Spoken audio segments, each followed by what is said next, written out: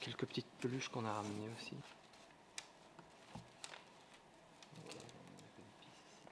Avoir des dessins comme celui-là qui représentent peut-être pas grand-chose, ou en tout cas où on voit pas le lien directement, voilà, avec les attentats. Moi, ce qui m'avait surtout marqué, c'était le nombre de dessins d'enfants qui étaient présents.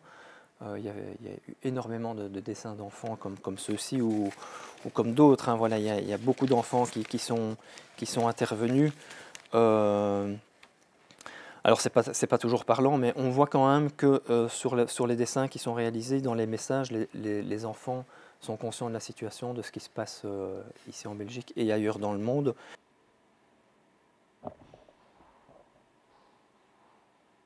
Donc tous les documents ont été séchés. Déjà ici le premier document, comme vous pouvez le voir, il a subi les assauts de la pluie, donc il y a une partie du dessin qui est un petit peu abîmée. Donc tous ces documents ont été nettoyés un par un, et puis après ils ont seulement pu être numérisés après avoir été nettoyés.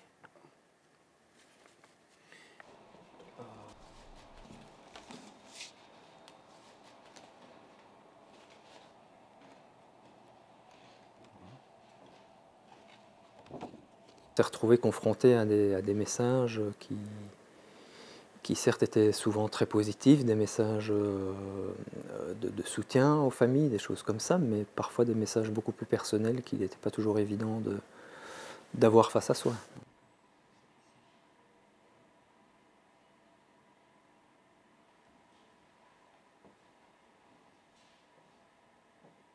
Nouveau site qui est mis en ligne jeudi, et dans le nouveau site, il y a, c'était des livres ouverts, on a parfois fait la double page, mais c'était assez compliqué. En plus ici tous les formats sont différents, donc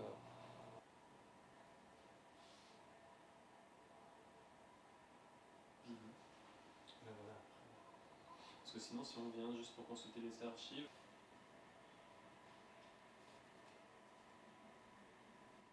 Parce que l'un additionnait l'autre, c'était comment garder ça. La ville a vécu, on peut dire, un séisme, un acte de barbarie qui a marqué durablement la ville de Bruxelles, les habitants de Bruxelles, mais aussi les Belges dans leur ensemble.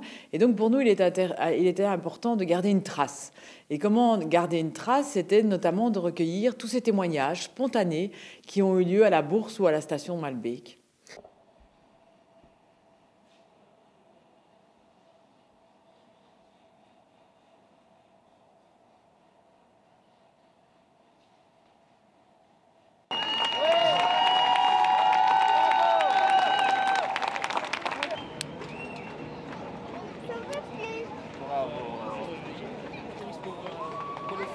Regarde, fais essaye.